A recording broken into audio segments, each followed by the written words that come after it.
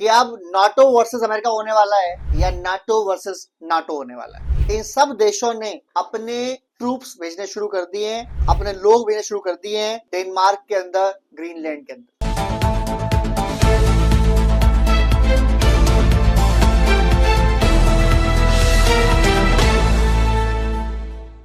Hello friends, जैसे मैंने बताया था आपको पुराने वीडियो में अपने कि अब नाटो वर्सेस अमेरिका होने वाला है या नाटो वर्सेस नाटो होने वाला है, उसकी शुरुआत हो चुकी है दोस्तों। आपको जान के हैरानी होगी कि France, Sweden, Canada, Germany, Italy, इन सब देशों ने अपने ट्रूप्स भेजने शुरू कर दिए हैं, अपने लोग भेजने शुरू कर दिए हैं डेनमार्क के अंदर, ग्रीनलैंड के अंदर। आपको सबको ये अच्छे से पता है कि डोनाल्ड ट्रंप जब अपने पहले कार्यकाल में थे तब उन्होंने कहा था कि मुझे ग्रीनलैंड चाहिए। हालांकि उन्होंने ग्रीनलैंड के अलावा कनाडा ही मांगा था, बट उन्होंने ग्रीनलैंड तो बोला कि मुझे चाहिए बिकॉज ये मेरी सेफ्टी के लिए, ये यूएस सेफ्टी के लिए बहुत जरूरी है और मुझे वहां पर आयरन गोल्ड डोम बनाना है या गोल्ड आयरन डोम बनाना है, जिसके बाद हमारे सारे दुश्मन, चाहे वो चाइनीज हो, रशियंस हो, हम उनको आर्कटिक महासागर में ही रोक लेंगे, आर्कटिक ओशन में रोक लेंगे, हम उन्हें यूएस के अंदर आने ही नहीं देंगे। बेसिकली वही सोच रहा है,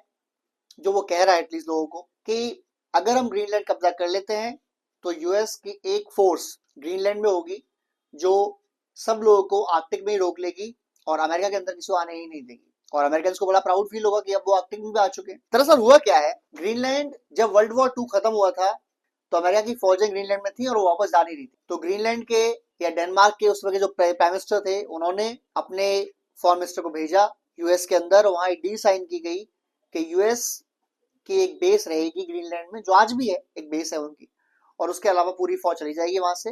ग्रीनलैंड उनके लोगों का राज रहेगा वहां पर, लेकिन वो under the law of Denmark रहेंगे, यानी बेसिकली वो डेनिस है, डेंस है।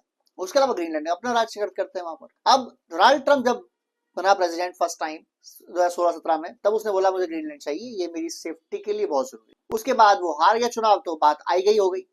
अब जब दोबारा बना उसे फिर बोल दिया मुझे ग्रीनलैंड चाहिए। तो डेनमार्क के जो प्राइम मिनिस्टर, उन्होंने बोला कि ग्रीनलैंड की जरूरत क्या है आपको, आपका ऑलरेडी एक बेस है जो मिसाइल डिफेंस सिस्टम का काम करता है वहां पर, अगर आप चाहें तो और एक बेस ले लें, बड़ा बेस बना लें, उसको आप डाल दें वहां पर 10-20 हजार सैनिक, कोई दिक्कत नहीं है किसी को।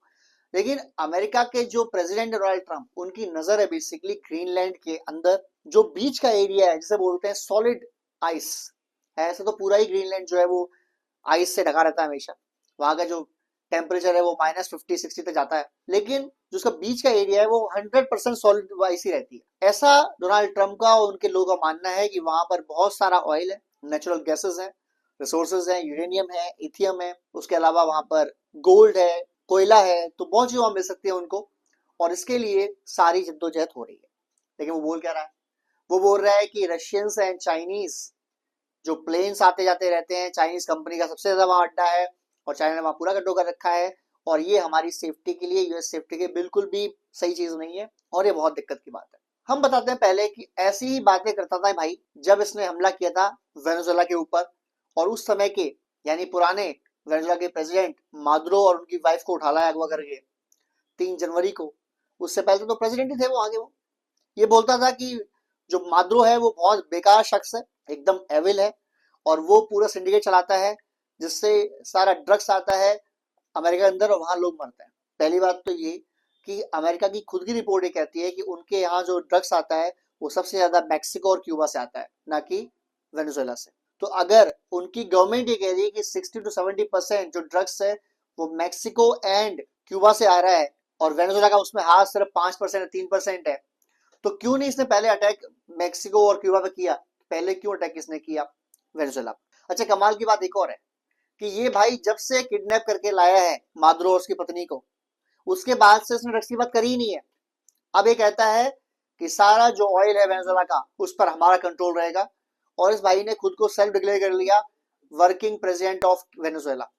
ये कहता है कि वहां जो भी तेल की डील होंगी, अब वो सारी डील तेल की यूएस करेगा, और वो डील होने के बाद हर देश यूएस से तेल लेगा। यूएस ने कब्जा क्यों किया वेनेजुएला पर, यूएस का खुद का बहुत तेल है, बिकॉज वेनेजुएला के पास इस समय दुनिया का 18% ऑयल है, 18%, और वो भी सबसे अच्छी क्वालिटी का है। तो इस भाई को चाहिए वहां तेल। अच्छा, कमाल कमाल क्या बताऊं, हमला करने से पहले इसने मीटिंग करी अमेरिका की ऑयल एंड गैस कंपनीज से, और वहां इसने बताया कि देखो भाई ऐसा है, मैं हमला करने वाला हूँ वेनेजुएला पर, वहां जो ऑयल और गैस मिलेगी, कोई दिक्कत तो नहीं है तुम्हें इसमें?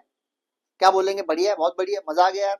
उनको क्या चाहिए? ये चाहिए, चाहिए। एक रीजन ये भी है कि ऑयल एंड गैस कंपनीज ने फंडिंग की थी इसको प्रेसिडेंट बनने से पहले, और उनकी डील थी कि हमें वेनेजुएला का ऑयल चाहिए, और जो यूएस के अंदर ड्रिलिंग एंड माइनिंग बंद है वो ड्रिल भी ऑन करना पड़ेगा। इसने एक फेमस क्योट दिया था, ड्रिल बेबी ड्रिल, यानी इसने कहा था कि जैसे ही मैं बनूंगा प्रेसिडेंट, मैं ऑयल के अंदर निकालने का काम शुरू कर दूंगा यूएस से, जो उसने तेजी से कर भी दिया। बट इसने वेनेजुएला की कंपनी को हथियाने के लिए, वेनेजुएला का ऑयल हथियाने के लिए वहां पे हमला किया। अच्छा, लोगों ने से पूछा कि आपने संसद को बताया ही नहीं, क्या आप हमला करने वाले हो वेनेजुएला पर? आपने बताया ही नहीं। तो बंदा कहता है कि यहाँ के जो लोग हैं ना वो ट्रस्टेबल नहीं है। मतलब जो प्रेसिडेंट ऑफ यूएस है वो कह रहा है कि मुझे अपनी सीनेट के ऊपर, जो सांसद है वहां के, उन पर ट्रस्ट नहीं है भाई। मैं बोलूंगा मैं हमला कर रहा हूँ वेनेजुएला पर, ये लीक कर देंगे बात रशिया और चाइना को, और वहां फोर्स आ जाएंगी रशिया चाइना की, इसलिए बताया नहीं। मतलब इसको ट्रस्ट नहीं है अपने सांसदों के ऊपर, बट इसको ट्रस्ट है उन ऑयल कंपनीज के मालिकों के ऊपर जिनके लिए काम कर रहा है। बहुत बढ़िया, मजा आ गया सुन के। इसके खिलाफ वोटिंग हुई, जो उसने अटैक किया था वेनेजुएला पर, कि आपने कैसे अटैक कर दिया। वोटिंग में बिल्कुल नेक टू नेक चले, रिपब्लिकन्स भी और डेमोक्रेट्स भी। आखिरी वोट से जीता है, और वो वोट था खुद वाइस प्रेसिडेंट जो इसी का है, जेडी वेंस। अगर वो वोट ना डालता इसके पक्ष में तो ये हार गया था, और अगर ये हार जाता तो इसे चलेगा महाअभियोग। ये अगले 8 महीने में अक्टूबर तक पूरी दुनिया मचाएगा तबाही। रीजन एक, इसको पता है अगर इसने कुछ बड़ा नहीं किया तो यूएस के अंदर ये हार जाएगा चुनाव, और नवंबर में अगर इसकी सीनेट पावर में आ गई, जो कि आ गए रिपब्लिकन्स, तो इस बंदे के खिलाफ चलने वाला महाभियोग, उसके बाद ये हारने वाला है, इसको हटाया जाएगा प्रेसिडेंट के पद से। क्योंकि वहां लोगों को रियलाइज हो गया ये बंदा दूसरा हिटलर है, ये बंदा चाहता है दुनिया में कंट्रोल करना, इसके अलावा कोई और काम नहीं है। अच्छा, वापस आते हैं टॉपिक पर अपने, कि ग्रीनलैंड में जो सेनाएं भेज रहे हैं, सबसे पहले स्वीडन ने भेजी सेना वहां, उसके बाद कनाडा और फ्रांस ज्वाइन कर लिया उसको, और वो भी भेज रहे हैं वहां पर, जर्मनी भेज रही है। 3 बातें हैं। पहला, अगर यूएस अपनी फुल पावर में लड़ाई करे, मरीन्स ड्रॉप करे, एयर स्ट्राइक्स करे, तो क्या ये वहां लड़ पाएंगे? आंसर है बिल्कुल नहीं। पूरी यूरोपियन यूनियन की पावर जो है वो अमेरिका के सामने सिर्फ 20% है, देन गेम ओवर।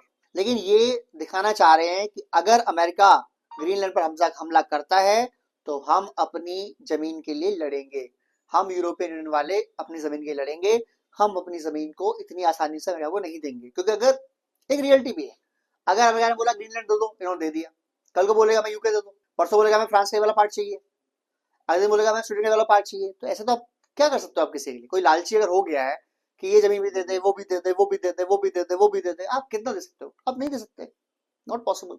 और अगर अमेरिका की बात सही है कि इसको फिक्र है कि यार अमेरिका के वहां ना होने से, कंट्रोल ना करने से ग्रीनलैंड में जो चाइनीज है, जो रशियंस है, वो ग्रीनलैंड कब्जा कर लेंगे, तो भाई तू वहां, तेरा एक बेस ऑलरेडी है, एक बेस और बना दे, क्या दिक्कत है? डाल दे वहां 10-20 सैनिक, नहीं करेगा ये। इसको लेना है वहां से ऑयल एंड गैस, इसको लेना है वहां से नेचुरल रिसोर्सेस, और यही सारा गेम है। बाकी सब बकवास की बात है। क्या ये ग्रीनलैंड लेगा? ले सकता है। क्या ईरान पर हमला करेगा? कर सकता है। क्योंकि अमेरिका इस समय बहुत पावरफुल है, और जब एक देश पावरफुल होता है और एक पावरफुल देश को एक पावरफुल लीडर मिल जाता है, या पागल लीडर मिल जाता है, उस केस में वो देश अनकंट्रोल्ड हो जाता है। फिर वो कहाँ हमला करेगा, किस पर अटैक करेगा, कुछ पता नहीं है। अच्छा, कनाडा वाले, जिनका बेसिकली यूरोपियन यूनियन से लेना देना भी नहीं है, वो भी अपनी फौज भेज रहा है ग्रीनलैंड, जस्ट टू सिंबलाइज कि हम तुम्हारे अगेंस्ट एक है।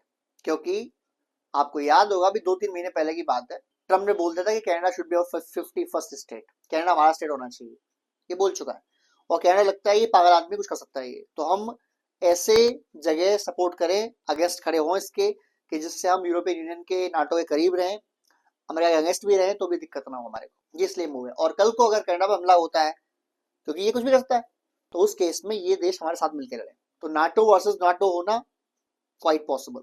जो प्राइम मिनिस्टर है डेनमार्क की, मेट्टे फ्रेडरिक्सन, उन्होंने साफ बोल दिया है कि अगर ग्रीनलैंड पर हमला होता है तो fire the first bullet and don't ask, पूछो मत, गोली मारो सीधा। लेट्स सी क्या होता है। जय हिंद, जय भारत।